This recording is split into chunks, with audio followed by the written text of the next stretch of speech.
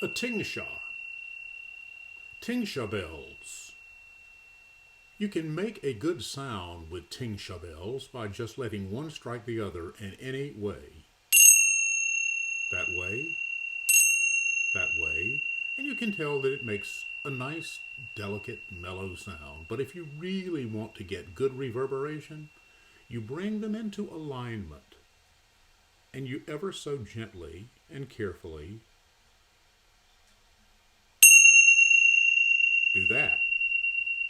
When they're in alignment, the reverberation is powerful, even with little tingsha bells. And that is what justice is. Justice is the process of bringing things into right relationship with each other. Justice, we use the word justify to describe how print is lined up on the right margin or the left margin straight. Justice is about bringing things into line with the standard. Justice is about equity. Justice is about equilibrium. Justice is about balance. All of those things have to do with love in action. Martin Luther King left us the thought in one of his sermons towards the end of his life that love is at its best when it is on the side of justice. And justice is the way to correct the imbalances of love, or words to that effect. Justice is love in action. Ponder that for a minute and think about it on a very intensely, intimately personal level. My question is this. It's one that consumes me. What does my erotic life have to do with the larger life of the world?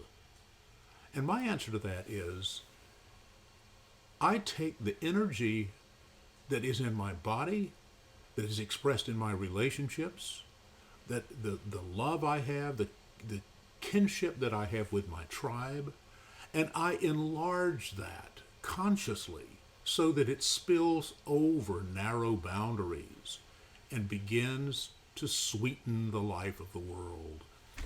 Now, is that easily done? Of course not. Most of us can't live that way and can't love that way, but that doesn't mean that it's not worth trying. That love is aspirational, but aspiration is sometimes the first step towards realization. And I aspire to love that way. Think about your most intimate moments with yourself or with others. Think about what the pleasure is. Think about what the effects are. Think about the build-up, the release, that arc of joy that begins and ends and fades away and then repeats itself the next time. That arc of joy is something that you can help happen in the world, but not by resigning the world to its own devices. We're wasting huge amounts of human energy producing things we do not need, buying things we do not really want, spending profligate sums of money on things that we know will not bring us happiness. And as Brene Brown has said, we are the most drugged, numbed generation that this planet has ever known. And the result is the absolute destruction, the matricide of the earth. What does that have to do with my erotic energy? It has everything in the world to do with it, because if I am only self-absorbed, if my erotic energy is only going to meet my own needs, my own wants, and so on, then it is not necessarily misdirected, but it is cut short from what it is capable of doing.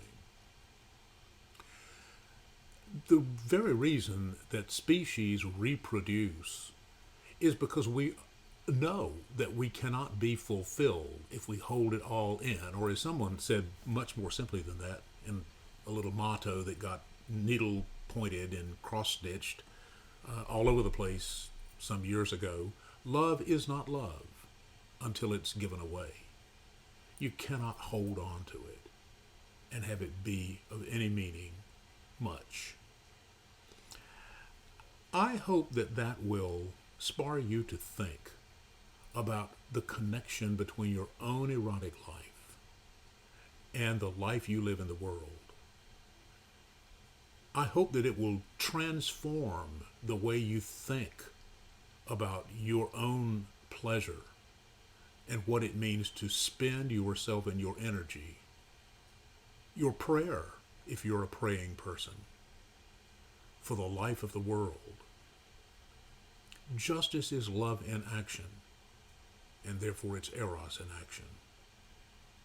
So, the tingsha can make a lot of noise. Most of it sounds pretty good, but it is best when the bells are in line and they reverberate for a good while in a good sound, because alignment and equilibrium are good things. I enjoy the opportunity to chat with you from month to month, and I look forward to our next conversation. Let me know how all of this lands on you, and have a very happy new year.